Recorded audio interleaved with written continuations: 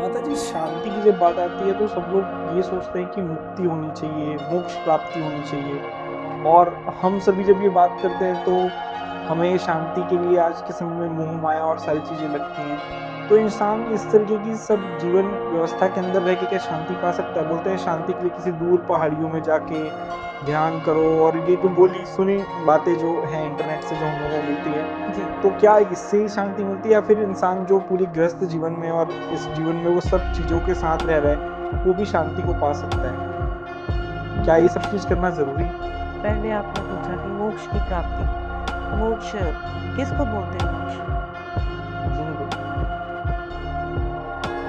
जो सिखाया जा रहा है आजकल कि मोक्ष आने-जाने के चक्कर से मुक्ति, कि आने-जाने का चक्कर खत्म हो जाए। कहाँ से आने-जाने का चक्कर खत्म करने की बात की जा रही है? इस धरती से, संसार से?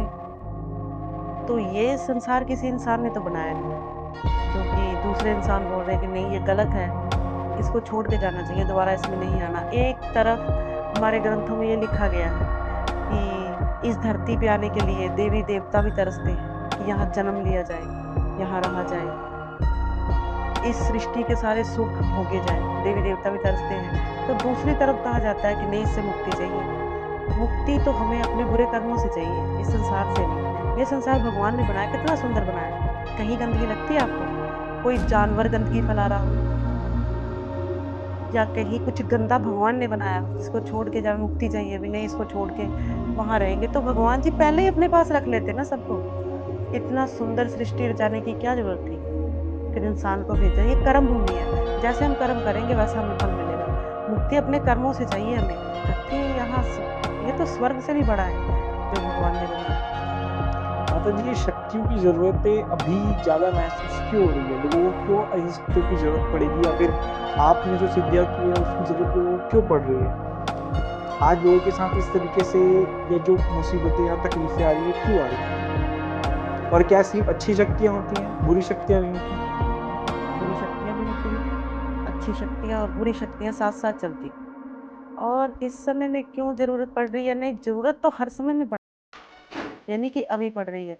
अभी ये कि वही बात आ जाती है दोबारा घूम कर कि कर्म, बहुत ही गलत कर्म हो रहे हैं आजकल। तो कर्मों के कारण हर तरफ जैसे ज़हर का माहौल है ना, वो बन रहा है। तो इस समय के लिए अज्ञानता बहुत फैल रही है। धरती पे इंसानों के अंदर बहुत अज्ञानता है, सही ज्ञान नहीं है। तो उसके लिए शक्तियों की ज़रूरत तो पड़ेगी। हर इंसान के जीवन में दुःख और शांति का तो दूर-दूर तक कोई लेना-देना नहीं। शांति ज़रूरी है।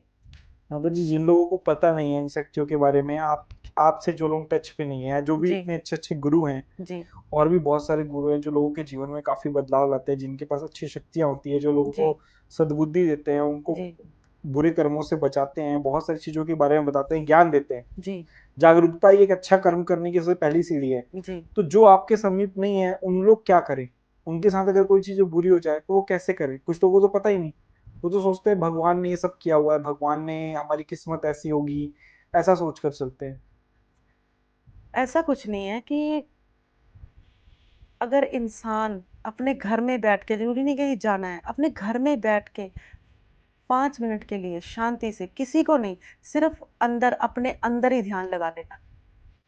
किसी को ना पूजे। कुछ इंसान देखे हैं मैंने कि वो भगवान को नहीं मानते। नहीं, कुछ भी नहीं है। ठीक है, उनसे बहस नहीं करनी, भगवान नहीं है। आप अपने खुद पे ध्यान लगा लो अंदर 5 मिनट, खुद पे, तब भी शांति मिल जाएगी। जो भी सारा कुछ है, ऊपर कुछ भी नहीं है। मुँह ऊपर करके हम देखते हैं, ऊपर कुछ भी नहीं है। जैसे दिखाया जाता है वैसा कुछ भी नहीं है, सारा कुछ इंसान के अंदर है। ये पूरा ब्रह्मांड जो हम देख रहे हैं ना आँखों से, साइंस इतनी खोज कर रही है, वो सारा कुछ इंसान के अंदर है।